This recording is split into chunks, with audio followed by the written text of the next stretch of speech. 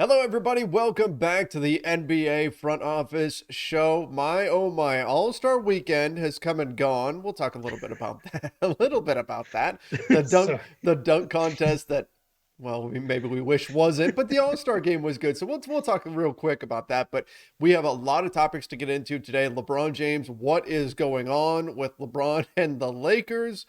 Goran Dragic finally picks a new home. We've got a lot of stuff like that to dive into. Some spots opening up on the buyout market, all kinds of things to dive into. So, joining me as always is Keith Smith at Keith Smith NBA. I'm Trevor Lane. You can find me on Twitter at Trevor_Lane, on Instagram at Trevor Lane NBA.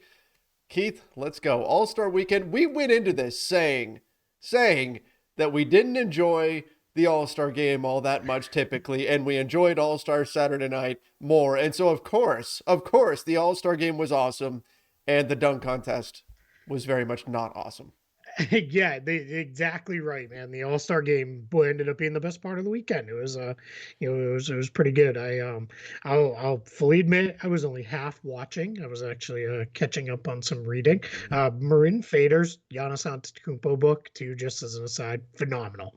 So Okay. good. I had to put it aside for a little while, but now I'm almost done with it. It's so good. Such a good read if anybody's looking for something to pick up. But yeah, I mean, the game ended up being a lot of fun. I think the changes to make each quarter like a competitive thing, plus the target Mm-hmm. score at the end with the Elam ending, has made it really good. Now, I will fully admit I don't like the idea of the Elam ending in real games. I don't think it's something that should happen. But in the All Star game, yeah, I'm 100% for it. It's an exhibition game. If it's one of those years where it's like a 30-point game, yeah, let's get that thing over with as soon as we can. And if it's a close game, you end up with a lot of fun and Steph Curry going bananas and LeBron hitting the game winner. So, good stuff all around. My thought on the Elam ending is this: in-season tournament. Use Yeah. it, use it for that. Use it for that. Yep. Then it'll have a totally different feel than the rest of the season. It will add an extra layer of excitement to an Yep. in-season tournament that some people have been kind of lukewarm about, particularly players. I think Yep. giving it that separate feel from the season would be a very welcome addition, especially with how well this has gone with the All-Star games the last couple of seasons using it. Yeah, absolutely. In a tournament setting, this is the dad in me who goes to many of soccer tournaments. Anything you can do when No things are a OT. little one-sided to Hmm. shorten it up and get the day moving along, Yep. right? Because nobody wants to be, hey, our game's supposed to kick off at 1:30, and yet here we are because the first three games ran super long, and Hmm. you're not kicking off till like 2:30 when you've already been out there all day. But any soccer parents out there know my pain on that one. They'll feel that. You'll know this too someday, My my friend. my my daughter has her first soccer game ever this coming weekend. Perfect. I So love so she yeah, we're getting ready after growing up spending my life on soccer fields it. every weekend. That was all I did. Yep. Now I'm passing that Yeah. on to her. Yep. Um But any yeah, no, all good. The 3-point contest, Carl Anthony Towns winning, mhm. super fun, Yep. right? Not only winning, but dominating Whew. to some extent. Man, he was on fire. Skills challenge was weird and disjointed, and I don't Yeah. think half the guys knew the rules, but it was still kind of fun. There's something there with that team element. And then there was a dunk contest, and we'll leave it at that. Keith, I didn't understand the rules. Like No, I do this for a living, and I was looking at the rules thinking, what? What? This doesn't make sense. It got to a point where my brain went into TLDR mode, where I'm just like, this is too long. I'm not gonna bother figuring this out. I'm just gonna watch it and see what's going on here. But I think they're onto something with that skills competition. It yeah, just needs to be. It needs refinement. It doesn't need to be scrapped. The agreed. dunk contest. Is there a way? How do you fix the dunk contest? In my mind, there were better dunks in the All Star game than in the dunk contest. That's a problem. Sure. You Yeah. got to figure out some way to get the top guys to do it. For whatever reason, the top guys continue to say no, thank you to the dunk contest, and it really created a problem this year. Yeah, I think you do one of two things if you really, really want to fix it. The first one, and this is never going to happen, see if you can get guys to go out there to be defenders. Because the best dunks happen when there's a defender. Mm-hmm. right? And you get somebody dunking on him. So get Rudy Gobert out there. Who's You'll going to get volunteer to get dunked on though? Yeah. exactly. That's it. Nobody's going to want to do that. But maybe you set it up where they can win something too if they prevent X amount of dunks. And of Mhm. course, then you run the risk of somebody getting hurt Yes. or something like that. So my real answer is jack the prize money up so high, whether to the direct to the player or to a charity of their choosing or something, that these guys really can't say no. Now you'd have to get it really, really high because I mean they're not going to do it for less than millions of dollars. Hmm. But maybe if you can get it up there, then you'll get some of these guys in there, and then they'll be really, really ready to go. But yeah, I I I don't know. I'm willing to accept this was maybe just a bad year, Hmm. and we'll get back to it being good again soon. At one point, the dunk contest was seen as a major piece to a player's legacy. I mean, we think back to Vince Carter, we think back to Michael Jordan winning the dunk. Like these were key moments for some all-time greats, and it feels like we've kind of lost that recently. And who knows? Maybe Yeah. this is just one down year, and we'll see where things go from here. But we've got other news topics to get into, and Yeah, let's I get it. suppose what we need to start with here is we've been, asking for about a week now, where is Goran Dragic finally going to land? And now we know, and it's exactly where we thought the whole time. No, not at all. The Brooklyn Nets are getting Goran Dragic, which is an interesting fit to me, but it makes on the offensive end. It makes sense because Kyrie Irving can play half your games. And Dragic is Yep. the kind of player who, when Kyrie Irving's out, you can give them the ball and off you go. And when Kyrie Irving is in, you can have him off the ball. And you're just fine there as well. So, in terms of a versatility standpoint, it makes a lot of sense. Defensively, we still have some concerns there for the Nets, but I Sure. like the landing spot. And then, of course, the connection with Steve Nash is there as well.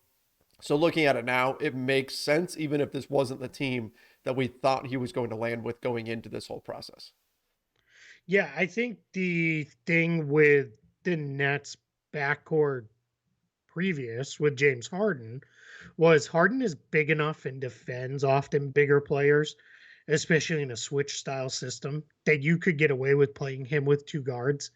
Now you don't really have that. You can't really play more than two of these guys Mm-hmm. together out of the grouping of Kyrie Irving, Goran Dragic, Seth Curry, and Patty Right. Mills.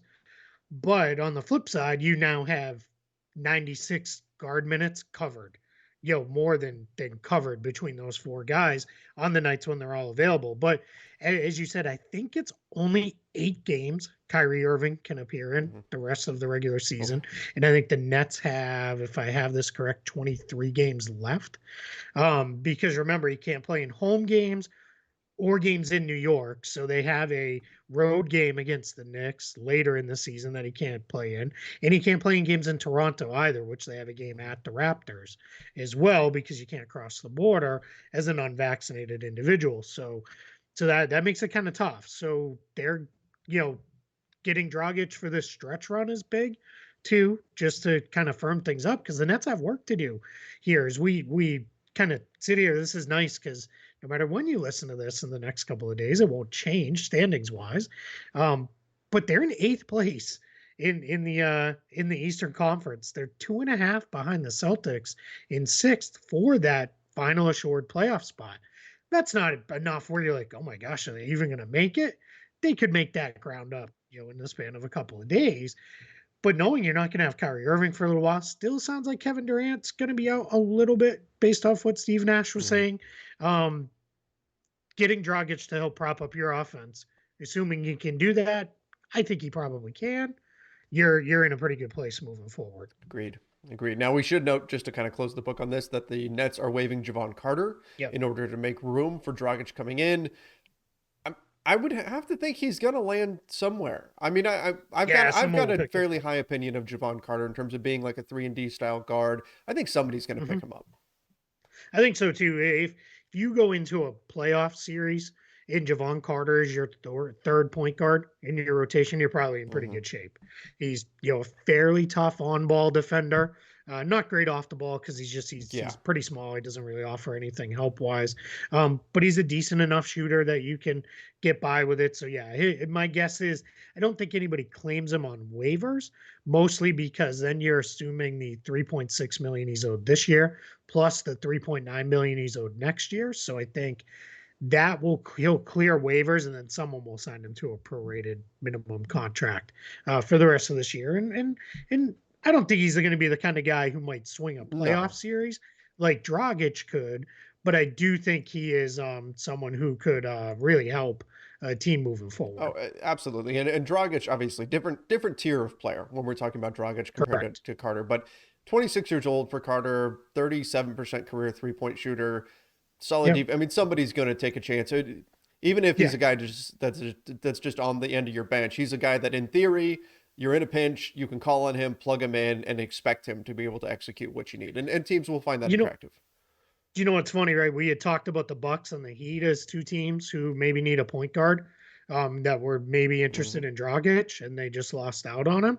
Why not Javon Yep. Carter, right? If you're those two teams, honestly, I could see him in the Heat being playing for the Heat and then being one of those guys when you're in a playoff series, like, oh, this guy again, right? Where he's just aggravating you because he's making plays, on you left and right. So yeah, why not? And then if the Bucks are serious about adding another guard, I know they liked Dragic for his the more offense he can give you. But if you really feel like you need another guard in there, why not? And Hmm. it'd be kind of funny that they're going into the playoffs with two former Nets between Dragic or between Carter, and then remember they signed DeAndre Bembry right That's right. before we went into the break as well. So that would be a just kind of a funny subplot as well. So that means when the Nets and the Bucks meet up in the playoffs, inevitably, Bembry and Carter, if they do both wind up there, will have major moments and big roles or something. Oh, Just because 100%. Yeah, that's the that's way it just how it works. That's how works. it goes. Yep, absolutely. Yep. All right, let's jump to my team. LeBron James had quite a weekend. So not only did he hit the game winner, hit the shot in order to put Team LeBron ahead and make him now, I believe, 5-0 now when he's gotten to pick his own team. Going in, I thought LeBron picked the better team than Kevin Durant picked. I did too. But in any event, he hits the game winner in Cleveland. He's getting the big cheers there and everything. So that in and of itself is a story. But he also spent a lot of time talking about GMs for other teams in other leagues. We're talking about the NFL very clearly because LeBron is one of the most media savvy athletes, probably the Yes. most media savvy athlete I've ever covered. He is incredible in terms of he understands the weight of his words. He understands how everything's going to be taken, and he uses that. And so he was fairly, I mean, maybe we want to say passive aggressive, taking some shots at the Lakers through compliments that he's sending to other teams. He also said he wouldn't close the door on a return to the Cavs. And according to Brian Windhorst, a piece that he put out today, said that LeBron is attempting to send the message to the Lakers that you need to do stuff this offseason. There's obviously some dissatisfaction with the Lakers not doing anything at the trade deadline this year. And that's going to set up for a particularly very busy summer for the Lakers and a lot of pressure on the organization as well. Yeah, it's the whole thing was, I mean, this was might as well have been, LeBron's like weekend, Mm-hmm. right? Where it was, everything was set up, of course, the return to Cleveland, right? So there was a lot of questions about that. He left open the door of, yeah, I might come back to the Mm-hmm. Cavs at some point, while also then making it very clear he's not from Cleveland, which I thought was kind Yeah, of funny, which is true, right? I mean, we've all faced that, right? If you live just outside the bigger of a two sure. cities, everybody assumes you're from the bigger one. Also made it very clear that he plans to play the final years of his career with Bronny Mm-hmm. when he gets drafted, which set off a whole how high do you draft Bronny Right? just to get Has LeBron? that ever happened before? Because basically, if you draft Bronny, you get LeBron. Maybe it's only for a year, Yeah, but you get LeBron. That's part of the package. yeah. No, I don't. I mean, I don't I think don't think we've so. seen anything I like mean, this. no, yeah. I remember the huge deal it was when Griffey Senior and Junior homered in the same Mm-hmm. game. Maybe back to back, maybe. I may have that wrong. Someone will know in the Right. comments, I'm sure. But that was what a huge story that was. But I mean, but that's baseball where you can still be really good on either end. if there's anybody who's ever going to do it, it's going to be LeBron, Mm-hmm. right? Because we've never seen anybody be this good this late into their career. Where even if Bronny is 2 or 3 years away, I can still picture LeBron being a valuable player that teams would want to have. Absolutely. So that was kind of funny that set off a whole string of Twitter fun of how high do you draft Bronny to ensure you get LeBron? Like, and what if you're one of these downtrodden franchises? Like, do you just draft him just because then you get LeBron? I thought that was Mm-hmm. pretty funny. I would imagine then if it turns into, I mean, I'll use it because he said it. He very famously said he never wants to come back to Orlando after the bubble. Now that was related to spending months upon Right. months Yes. here. But if you're the Magic, do you draft his son and force his hand and be like, now you're coming back to Orlando? Or does LeBron say, don't draft my kid, Magic. Well, Don't do it. he Don't do it. he also Right. put it So out there that the money doesn't matter. So he's yeah. saying veteran, like teams are Draft my going kid, veteran veteran minimum, minimum. right? Like, I Yeah. mean, Yep. that's so It's just this fun. I could, mean, with that. I mean, how much does that increase Bronny's draft stock, right? Like At if least he's a, a good if chunk. he's a mid-second rounder and you're somewhere, maybe you're a 20th pick, are you thinking about it? I mean, because from a fan perspective, we look at things just in terms of on-court talent. And you go, well, okay, if we're a rebuilding team, we get LeBron for a year. How much does that really help us long-term? Okay. From a team perspective, though, from a revenue perspective, having LeBron James for his final Oh, season of his huge. career is massive. I Yeah. mean, Yeah. You're going to sell out every home yeah, game. Yep. I can't wait Yeah. to see how that. Okay, I can wait because I'm not looking forward to seeing an NBA without LeBron. Obviously, incredibly talented No. player, one of the greatest of all Yes. time. Agreed. But how that all plays out is going to be absolutely fascinating. Yep. Yeah. It's all right. Sorry, we went on a really wild tangent, but fairly, the man did Yeah. himself this entire Yes. weekend, set off multiple tangents. So back to the more immediate. So yes, you said it right. He is as media savvy as we have in professional sports today. He clearly grew up knowing how to play this game, right? Mm-hmm. So I think what he did, as Brian Windhorst adeptly called out, and even if you're not a big fan of Brian Windhorst, remember, nobody's been covering LeBron Yep. longer, right? I mean, he was, covering him when he was in high school. He has a pretty good handle on just kind of how LeBron works. Is basically told the Lakers, like, hey, we can't blow this off season. Like, we have to get it right. And maybe I'm reading into it a little bit more than I should, but I feel like that was the message. Mm-hmm. And I'm not saying he's saying trade AD, trade Russ, trade everybody else, do this, do that. I think it was more of we have to get this right. Or then does he start planning of, it looks pretty good, T Mm-hmm. Max. I could go there and help them. Does he just embrace, you know what, I'll do this, family, you stay here in LA. I'm going to go do this mercenary thing for a couple years. Bronny hits the league. I join his team. We call it a career and off we go. And we'll see. Now, he also did say he's not at a point this year or next. I think he said, I'm not a mid-level player.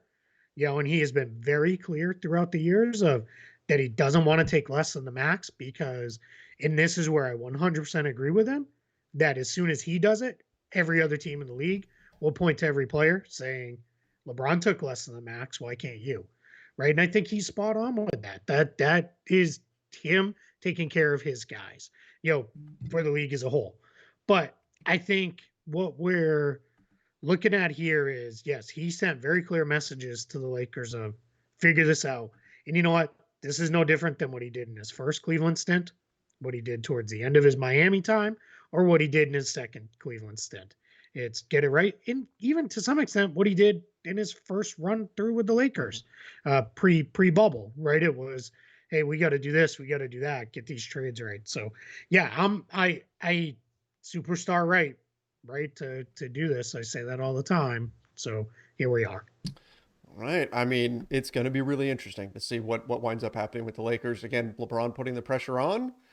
We'll go from there. I'm going to have a ton of this on over on the Lakers Nation YouTube channel. I was gonna say if you want Trevor's long form I've thoughts, already done, I think, 2 or 3 videos on this, and I think I need to do another one based on some of the Windhorst stuff. We're going to be talking a lot of LeBron for the entire offseason. That's going to be a thing. But Let's talk a little bit about Anthony Davis, the injury officially, and I think it came out after our last show, so we might as well throw this in here. Yeah. Midfoot sprain, which okay, we're not sure exactly what that means. My wife, I want to caution here. My wife has a background in athletic training, degree in kinesiology, all that, but she's not an active athletic trainer. But the first thing when I said, "Oh, Anthony Davis has a midfoot sprain," she said that means they couldn't see much on the MRI, and so they just throw Yeah. that as kind of like a generic term. And That that references a couple of the injury experts who are out there said similar similar things, type yes. things. And so when I saw those two, I went, okay, so I want to give her a little bit of credit here, but it sounds like they're going to reevaluate in 4 weeks. Now the key term there is reevaluate. Yeah. Could be as long as 6 weeks.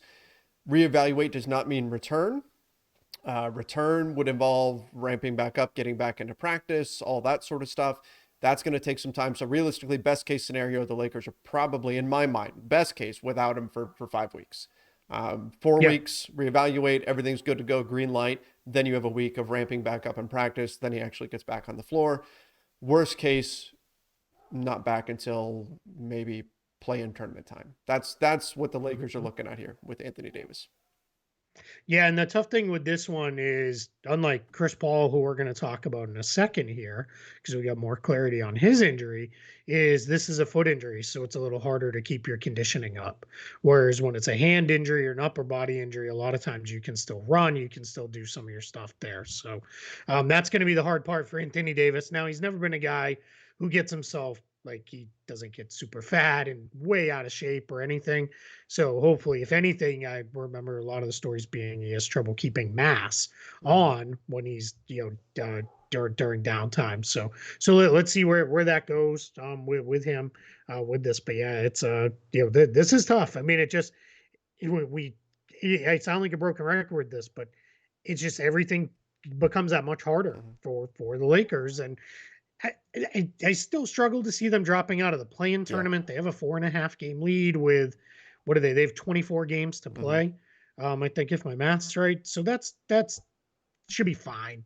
You should be able to do that. And it's unclear exactly those teams back there, how hard they're pushing. But now, I mean, I felt this way for a couple weeks before this, getting out of the play-in tournament. That's out of the picture unless, things really go sideways for Denver or maybe Dallas in front of them. But it's just that much harder. You're probably in a position now where you're going to have to win at least one, if not two games in the play-in tournament. And then what I worry about for LeBron is how much is he going to have Yes. left going into the postseason? Because as great as he's played, it's just hard. So and they still have, is it like the third hardest remaining schedule or something like It's that? not easy. It's way up there. Yeah. It's So not easy for sure. yeah. All right. All right. You want to go to Chris Let's go to Paul? another depressing injury. Chris Paul, Yeah. so weird that he basically played I know left-handed that was in the bad. All-Star game. Yep. Thumb injury is going to require some time away. Hopefully he'll be back by playoff time, but this is an avulsion fracture, so part of the bone is pulled away. I remember Kobe for one season. I dealt with it on his pointer finger, and actually Hmm. played and shot with that finger wrapped up, and just played through the season that way. But obviously with a thumb, it's a little different situation. Yeah. So Chris Paul is going to miss some So time now. yeah, as an aside, this is if you guys remember back a few months ago, my daughter had an avulsion Mhm. fracture where she had a piece of the bone pull off, and no surgery, it just kind of heals on its own. But with her, what happened was they told us because it was on the outside of her hand, just at the base of her pinky finger, that's actually not a super bad spot to have Mhm. it. And where you don't want it is exactly what the orthopedist said was you don't want it on your thumb Oh, because it just makes everything hard for you. So him for Chris Paul because he's right hand is his dominant hand. That's a shooting hand. There's going to be no real shooting practice that can get done or anything like that. They're saying 6 to 8 weeks. We're 7 weeks from the end of the regular season. They have a 6.5 game lead. I think they're fine. They've got Aaron Holiday. Campaign is coming back. They should be fine in the regular season to continue to cruise through and get that 1 seed. But if you start talking about Chris Paul missing the first round of the playoffs, or at least the beginning part of a series, again, just talk about things that get tougher. Your first round playoff series Hmm. just gets that much harder than it really probably needs to be. So just something to keep an eye on. But with that, we'll obviously be waiting for updates here. If you're the Suns, your hope is reevaluated and cleared in 6 weeks, maybe plays a few days after that, maybe gets into that last regular season game or two, and then you move into the playoffs. I wonder what impact this is going to have on his shot. I mean, Yeah. for example, like Taylor Horton Tucker, there's been a lot made about him and his shooting this season. He tore a ligament in the thumb on his shooting hand, Mm-hmm. and you have to imagine that probably had some kind of an impact. I mean, we tend to see this when players suffer an injury to their shooting hand. It takes a little while to get back in that rhythm because, Yeah. like, if you let's say the injury was to his left hand, okay, you can still get shots up. You can still Yep. practice your form and everything, and you're Yeah. probably going to be okay. It's when it's your shooting hand that it's tough. I mean, that's another hurdle that he's going to have to clear here, and this is going to be a story to watch for the Suns. How close to 100% can you get him by playoff time? Now, I think they're good enough to where they can Yep. probably get through the first round, even if he's not 100%. But to really get to where they want to go, they need Chris Paul recovered and quick once the playoffs start up. Yeah, absolutely. Yeah, let's see, where this goes. Let's hit on another big Yeah. story here. Kind of two stories. The first one broken by player CJ McCollum himself on I think it was All Star Saturday's pregame uh, show. He was visiting with the TNT crew, and they asked him about his trade to the Pelicans. And somewhere in there, one of the guys asked, hey, what's going on with Zion? And CJ McCollum said, I don't know. I haven't talked to him. I've talked to everybody else. I've talked to people around Zion, but I haven't talked to him. And then he added, I'm looking forward to it and getting to the bottom of what's going on. I'll let you know. Um, Kind of an issue there, Mm-hmm. right? You would think. We talked about a little bit of the oddity of CJ McCollum was traded from Portland to New Orleans, where New Orleans star Zion Williamson is doing his rehab in Portland away from the team. So, CJ was, presumably closer to him before the trade. But yeah, I mean, that one's interesting considering all it takes is, a quick text or a phone Mm-hmm. call to link up with people these days. It's not like he needs to wait till he sees them in the facility. Then so that one's is what it is. Then on top of that, Howard Beck of Sports Illustrated writing about the idea of players demanding Mm-hmm. trades.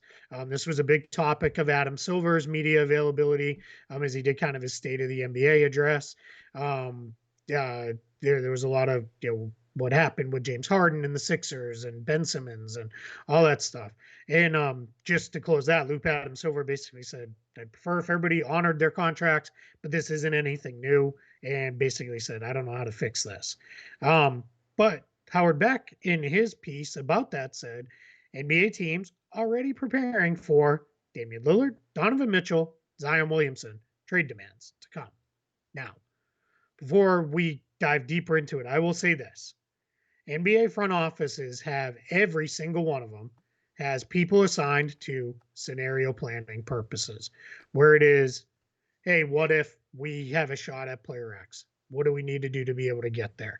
Whether it be a free agent, a player through trade, Mm-hmm. whatever it is. So that could be this normal part of business, with this, but we'll see where this all goes. But it at least raised my eyebrows a little bit of, that's interesting.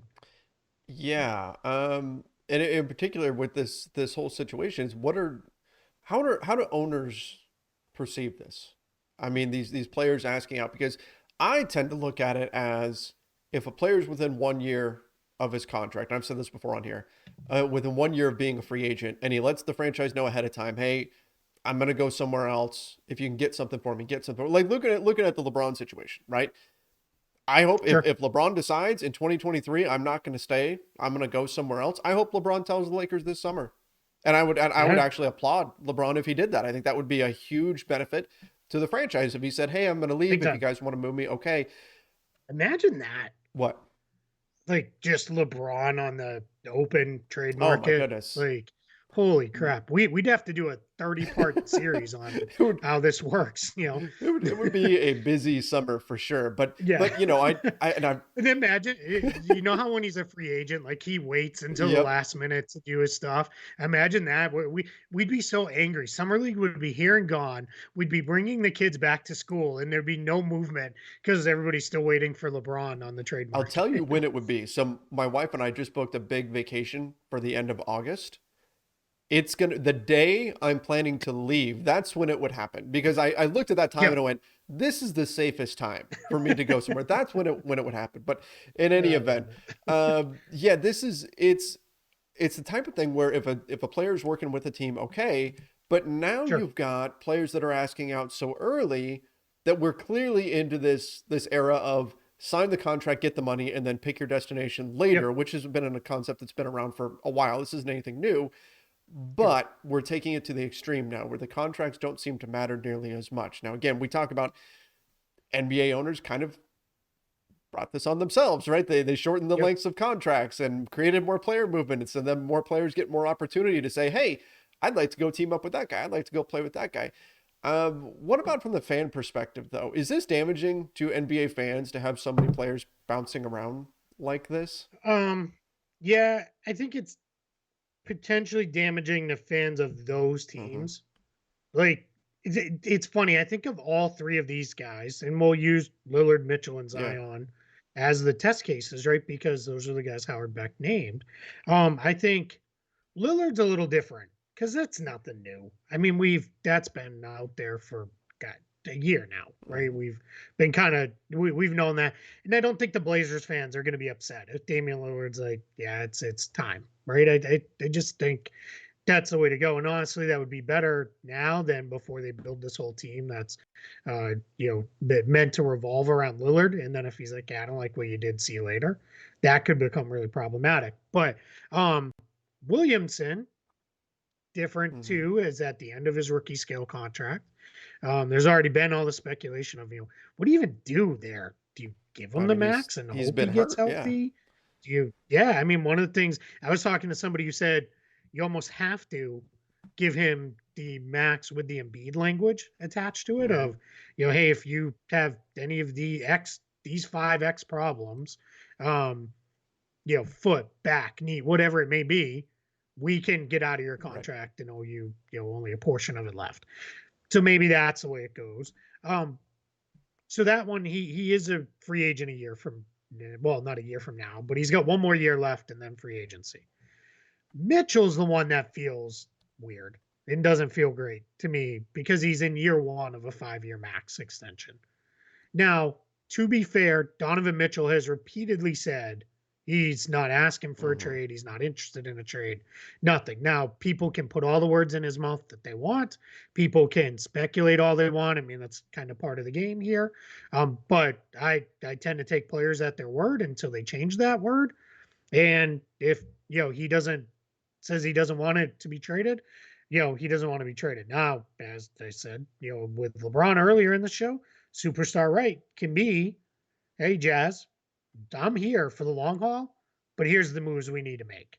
I want XYZ, to happen around me with this team, and maybe that's the way this goes. So let's see, what happens with that one. With that, I don't know. That one feels off. If that turns into in the next year a full on trade demand, I'm gonna feel the same way I felt about Ben Simmons' Mm-hmm. situation. Slightly different because there was obviously a lot of personal stuff in the Simmons situation, but it just feels bad to be asking. So I think in this case, like Portland fans would be understanding. I think New Orleans fans might be like, you know what, I don't even want to deal Yes. with this Right. headache. I think Utah fans have every right to be angry if this is the way this goes. And I think they should be. I think that's not okay. Casual NBA fans, I think they love it. They want this Mm-hmm. drama, they want all this swirl around it, and that's where they want big market fans that know they get these guys all the time. I think they're super enthused about this to be like, hey, go. I mean, you know how it works. I mean, anytime the guys mentioned, you get 4,000 photoshops of them In in a that jersey. Lakers Yep. jersey, in a Knicks jersey, in a Nets jersey, right? It's there's just certain teams, and we'll see where that goes. So I thought the Beck piece mentioned something that was really important, and that was that from the GM perspective, the the idea circulating around is if a guy can ask out of a 4-year deal right after signing or a 5-year deal right after signing it, how the hell do we plan for the future? How do we how do you plan at all? Like for GMs that are all about strategy and hey, this is how I'm going to build my lineup for the coming years, and I'm setting up these draft picks to have this kind of flexibility and all of that. How much more difficult does the job become if the contract doesn't matter as much? And I think it becomes exponentially more difficult. And then if that's the case, and we do see, say, Donovan Mitchell opt out, what's the solution? We know the CBA is going to be open for negotiation in what, a couple of seasons here. How do you solve this? Yeah, I don't know. I don't have a good Yeah. one for that. I don't. Hey, I've said in the past, maybe the real answer is you sign one of these 5-year extensions with a Mm-hmm. team. The first 2 years, three No trade. years, there's a no Mm-hmm. trade for everybody involved. That doesn't necessarily feel right because if things go really crappy on the team side, I want the player to be able to Yeah. opt out. If things go really poorly on the player side, I want the team to be able to get out of that deal themselves. I promise anybody who's watching and listening, I try to be right down the middle on this. I don't like this. I don't. I It always feels weird to me that players get such a bad rap for they signed a Mm-hmm. contract. They should, see that through. But yet teams can trade guys, every 6 months if they want to in most cases. That feels a little odd, right? That just feels weird. What, that would be like my employer saying, "Hey, I'm Exactly. trading you to, company X, You're down the congrats, road." And Keith. it's You're like, you're wait, covering the I don't know. You're covering the Minnesota Timberwolves now. Pack up all yeah, your stuff yeah, and buy yep, some warm coats and we'll see yeah. you. Granted, fully understand these guys make millions of Mm-hmm. dollars, but it's still if the player should honor it, so should the team. But trades are also part of this, right? They're part of what makes this fun. So I don't it's what, this is something I will take time and really try to think through where I think this should Mm-hmm. land. I'll probably write about it somewhere at some point, and then we'll talk about it here. I just, I right now I just don't have an answer. I don't know what the right deal is. I agree. And that's Adam Silver said the same thing. Like what we don't know what the solution is at this point, but we'll see. And I think you have to be careful. I don't want to continue on this topic, but No. but Yeah. you have to be careful because we've seen all throughout NBA history, you try to fix something and you can create other problems accidentally. Inadvertently, you create other situations. Again, like I said, you cut down the length of contracts. Everybody says, "Yay, we don't get stuck paying a dude for 7 years."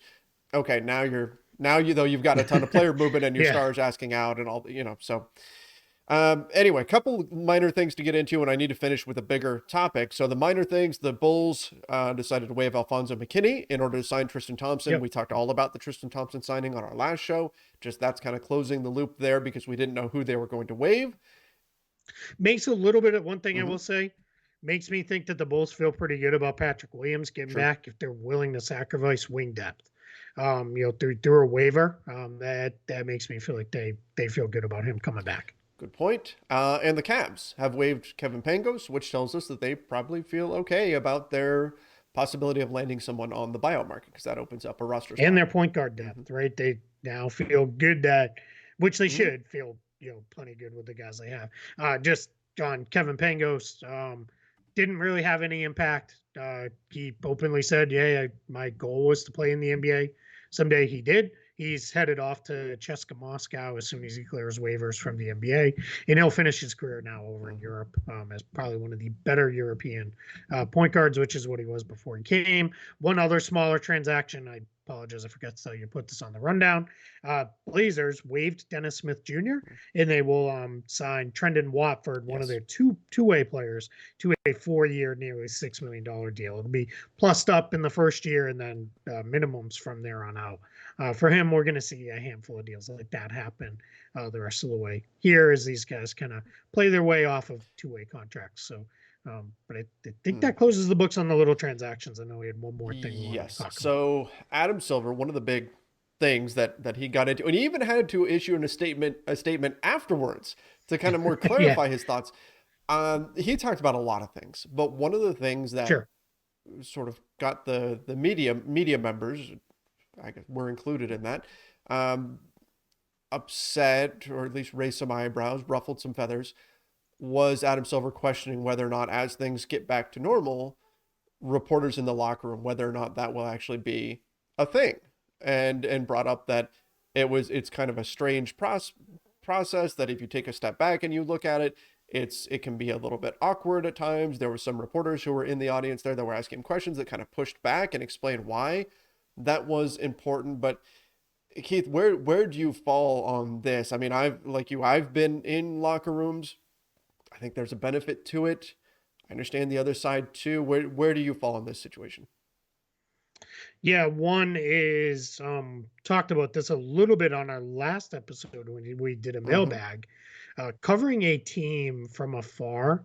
I don't have that day to day in the locker room ability. I don't, right? I cover the Celtics from Orlando primarily. Handful of times each year I'm around the team when they travel here, or I generally try to travel somewhere to catch up with them at some point. But the beat writers who are there every single day, this is where you get the really cool, fun stories about players. This is where you may overhear something, and it may be just something like, I remember hearing once in the Orlando locker room a guy talking about playing against somebody in high school football and how that guy, drilled him Mm-hmm. going across the middle to catch a pass. And then we had a long conversation. I didn't write about it because I don't cover the Magic, but then one of the Magic beat writers wrote about it after we had this long conversation about, hey, what you played high school football against this guy? Now you're both in the NBA. That's kind of cool. Those are the fun stories now we don't Mm-hmm. get anymore because what happens is very rarely are you in front of a player without a microphone right there and without a podium separating you. It used to be pre-pandemic, you would be at just about every practice, before or after, where you could Mm-hmm. go. There was usually a scrum. You would ask, hey, can we talk to so and so? And if you needed somebody for something once, I did something once when the Celtics were in town for a local Orlando outlet. I needed Taco Fall, and I was like, can I get 5 minutes with Taco? No problem. If you guys don't know, Taco Fall played college basketball at UCF here in Central Florida. So no issue. I got Taco Fall. I got what I needed. Off we went. A lot of times, if you're working on something specific about a player's game, you could get them Yes. one on one, or you just get them in the scrum. Pre and post game, the NBA media was allowed in the locker room a certain amount of time before that, and everybody would be good in there, and you could do some of your kind of quick conversations, quick hits. Generally, that was more about the game specific, and then post game, that's where you did everything. Now everything's like it was, or like it has been for a long time in the playoffs, where it's guys are up on the podium, you're answering questions. A lot of times, some of it's still virtual through Zoom and the like. So it makes it harder. The part that was insulting was Adam Silver, and I don't think he intentionally meant it to be Yeah. this way, but then when he repeated it several times, was, we don't need the media in the locker rooms watching players get dressed. I've been in literally probably 25, 30, 40, maybe even 50 different locker rooms between NBA and college. I've never once seen media members watching a player get Yeah. dressed. You're in there where they do get dressed. Yes, that is weird. It's awkward, especially visiting locker rooms can be Mm-hmm. extremely cramped and tight for space. Sometimes as you're queuing up around a player who might be talking in a corner, you're encroaching on the next guy over from him space, and you try to be good about that. Um, but no one's in there watching players get dressed. And I think that was a big thing that a lot of media members took offense to. And that was what Adam Silver clarified of, Mm-hmm. basically, I didn't mean that the way it came off.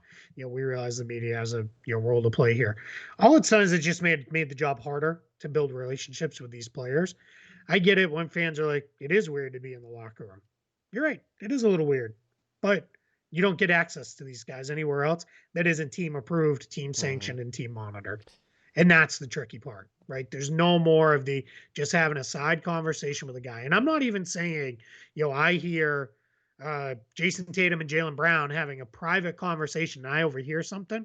That's hands off. You don't Yep. report that stuff. That's those two guys having a conversation. If you found something interesting and you wanted to ask, you can ask, and they're within every right to be like, that was a private conversation, man. Butt out. Mm-hmm. Cool. I'm out. Right. I back off. I'm out of it. And a lot of times it would be like, oh yeah, man, we were just talking about Yeah. XYZ, or, and then you might get kind of a fun back and forth and conversation out of that. But it's the relationship part of, hey, can I pull you aside? One of the best conversations I ever had in a locker room was my first one ever with a player was Sonny Hmm. Weems, fit guy at the end of NBA rosters for a few years. For those who don't know, my family is a couple generations back Lithuanian, and so he had played in Lithuania recently. So I talked to him a little bit about that. We had a really cool conversation about working your way back to the NBA after being overseas for a lot of years, and it's something I cherish because, quite frankly, it gave me the confidence then to approach other players and have conversations. If I'm not in the locker room, never have that opportunity, and that's where things. That's sad, right? You're just not going to get that because you're going to get it. A Grizzlies writer, completely unprompted, chimed in, and I thought it was spot on. Steven Adams is one of the best interviews in the entire league. He hasn't been made available to the media in months in Memphis because rarely is he the star player of the game. Rarely is his game so rough that you want to talk to him about it. Just kind of Mhm. goes out there, does his thing, and that's it. Well, that's tough, right? I mean, that's really, really hard. And for every person who says, then ask to talk to him, you can ask. Doesn't mean they're going Yeah. to do it. That's where it gets really, really difficult. So there it is.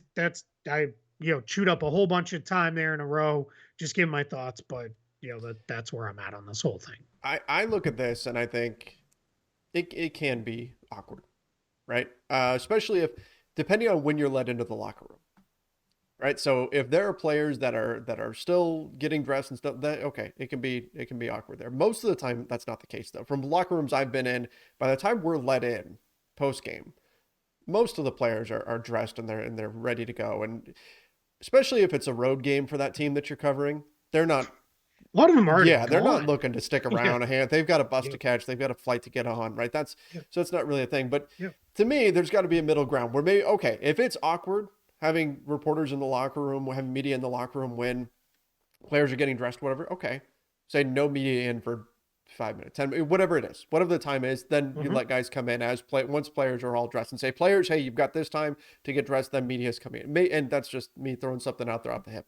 There are some different things that you could do if that's that big of a concern, but I think you don't want to sacrifice that personal relationship that you can build with a player as well as the stories that you can get out of it, out of being able to just sit down Yeah. and have a conversation with somebody and getting a better feel for who they are as opposed to the formal setting of the guys at a desk and maybe you're doing a Zoom call and it's remote. You're going to get a very different answer. You're going to get a different sense of Mm-hmm. the player's personality than when you're actually there. So you don't want to lose that part of the storytelling. So I think that there's got to be a happy medium there, but I think that it's an important part of our job is having those guys that are there and able to develop those relationships. Yeah, that's exactly it. It's a big part of it, and everybody can say, I only care about the games, and that's great, and maybe that's probably true for a lot of people. Tell me, what happens in the game, but and I've seen some people say, well, maybe it shouldn't be that you have a conversation with people later, right? Maybe it should be the next day instead of right after the game. Well, that I don't agree with either, right? It's sometimes the what you're feeling in the moment that is important still, right? We want to know how these Mhm. guys are feeling about this. So, it is what it is. I have it. The new world is the new Mhm. world. I'm not gonna throw huge fits about it. I just there's downsides to it for sure, and I think that's a that's a problem. But it's Adam Silver's not wrong. It's Yeah, weird to be in locker rooms. It's always felt a little odd. Like it feels like you're going in somebody else's yeah, home, it does. right? And it's a little like, hey, I'm coming into your house to ask a million questions. Which I've also done that in an interview setting, and that is infinitely more awkward. I was gonna say awkwarder, but more awkward. Like that is like such a weird situation. Like that I can tell that story at another time later if we want. But it's yeah it's you know it is what it is. But yeah, I think let's see where it Mhm. goes. Adam Silver did say he wants to talk with the PBWA, that's the Professional Basketball Writers Association. That's essentially the writers. It's not really a union, but it's like their Mhm. group that helps. decide on, various things within the media and how they cover the game. And, and I think everybody benefits in the end. This is a very well covered league that we want to continue to be so. But that's probably more than enough on that topic I from think me. so. I think we covered it, but yeah, it'd be interesting to see where this all goes. Chime in the comments too. I'm curious to Mm-hmm. hear what people think about this. Do you think it's a problem at all? Do you think it's not a problem? Like where do you go with this? So yeah. By the way, just so this doesn't blind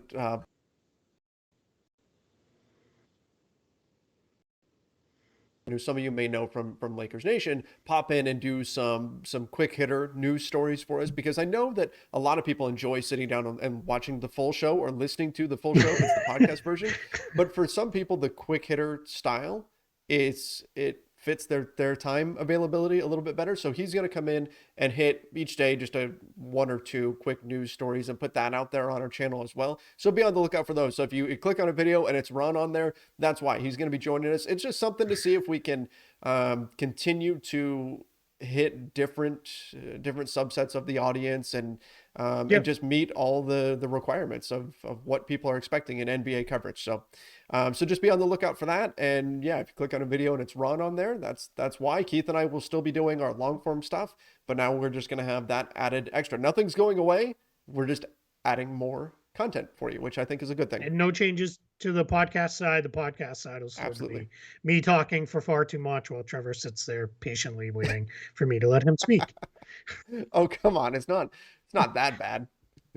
Okay, Okay. sure. From my end, it's not bad. I like to hear myself talk quite a bit. So yeah, it's all good. Maybe I should do the quick hit stories, and then there'll be 30 minutes of just me talking for Said, into there's the no camera. such thing as a quick. That's the problem, Keith. And you Nope, guys that's who are it. watching know this. We've mentioned this a few times. Without fail, Keith and I will sit down and we'll look at, okay, we'll plot out our show and we'll Yeah, say, okay, we can knock out in 20 minutes. Doesn't fail. It will be 40 plus, sometimes 50-minute yeah. show, which by the way, we're at 51 minutes on this one right now. So it will Yay. be, even if we think it's going to be a short show, that is our way of jinxing it and turning it into a long show. It's the way it happens. I don't know why, but it just does. We Love love it. talking about basketball too much, I guess. That's it. That is it. All right, everybody. Appreciate you joining us. Make sure you are subscribing right here to the NBA Front Office YouTube channel. Turn on those notifications. And don't forget, follow us over on the podcast side as well, over on Apple Podcast, Spotify, wherever it is that you listen to podcasts. In fact, even if you don't listen to podcasts, go follow us on a podcast app. We would appreciate it. Subscribe. We always appreciate getting support there as well. Till next time, everybody. Stay safe and see you.